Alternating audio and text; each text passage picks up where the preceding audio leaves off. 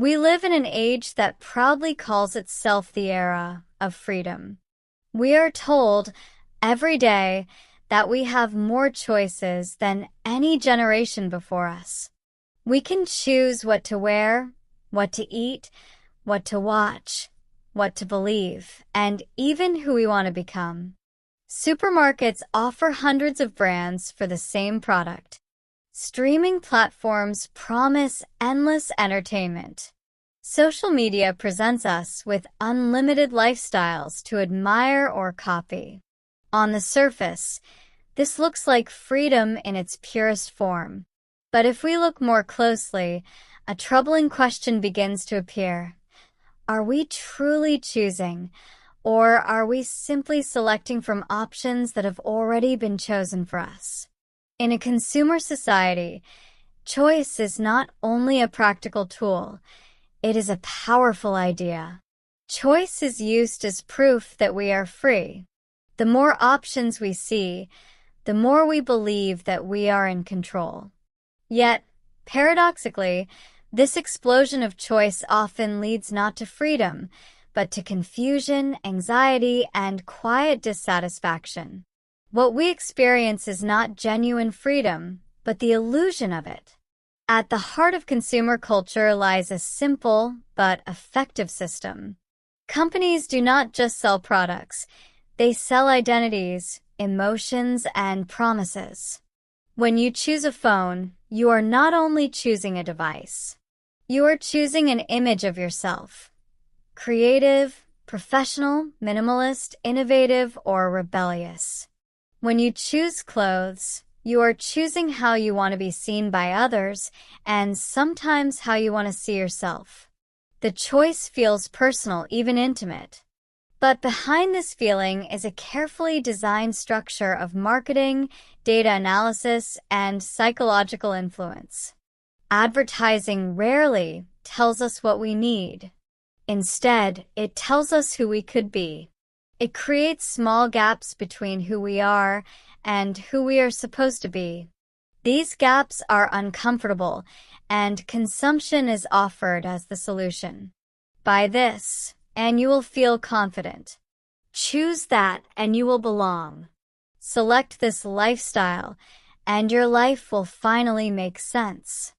In this way, choice becomes less about freedom and more about escaping discomfort.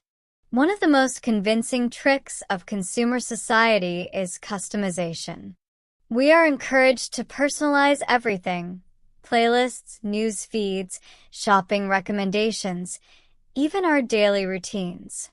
This personalization gives us the sense that the system revolves around us.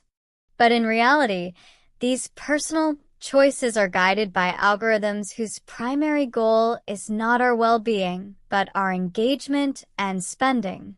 The options we see are filtered, ranked, and repeated until they feel familiar, safe, and desirable. Over time, we stop exploring what we truly want and start choosing what feels easiest to accept. This is where the illusion becomes especially powerful.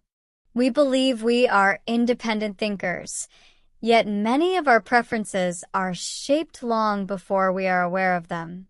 Trends do not appear randomly.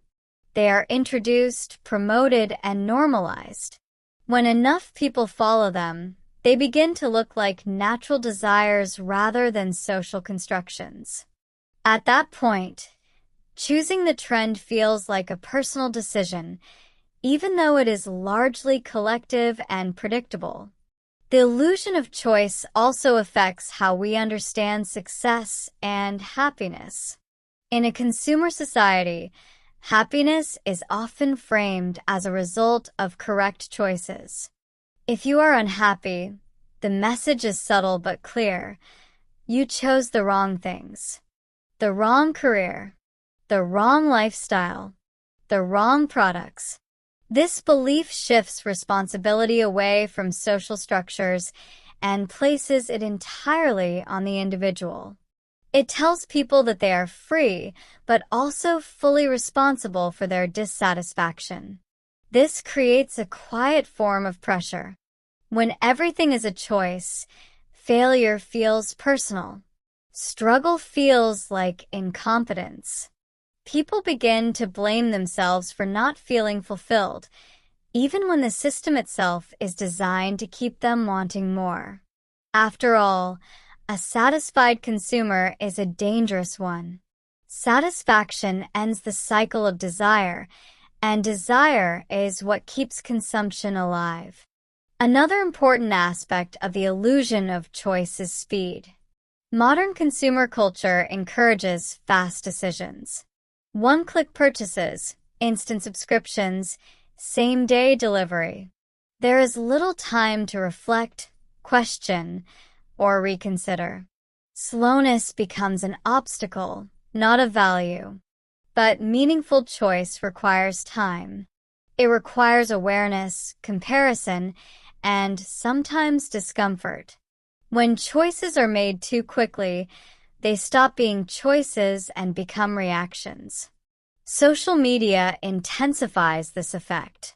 Platforms constantly show us what others are choosing, what they buy, where they travel, how they live. This creates a silent standard of what is normal or desirable. We may think we are choosing freely, but often we are simply trying not to fall behind. In this environment, choice becomes less about self-expression and more about social survival. Yet, it would be too simple to say that choice in consumer society is entirely fake. The illusion is not that choice does not exist at all, but that it exists without limits. In reality, our choices are shaped by economic conditions, cultural expectations, and invisible systems of influence. A person with limited income does not choose in the same way as someone with wealth. A person raised in one culture does not desire the same things as someone raised in another. Freedom of choice is always relative, never absolute. Understanding this does not mean rejecting all consumption or refusing to choose. It means becoming more conscious of how choices are presented and why certain options feel attractive. It means asking uncomfortable questions. Do I want this? Or have I been taught to want it? Does this choice reflect my values or my fears?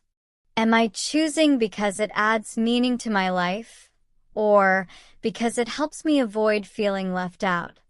True freedom in a consumer society does not come from having more options. It comes from needing fewer.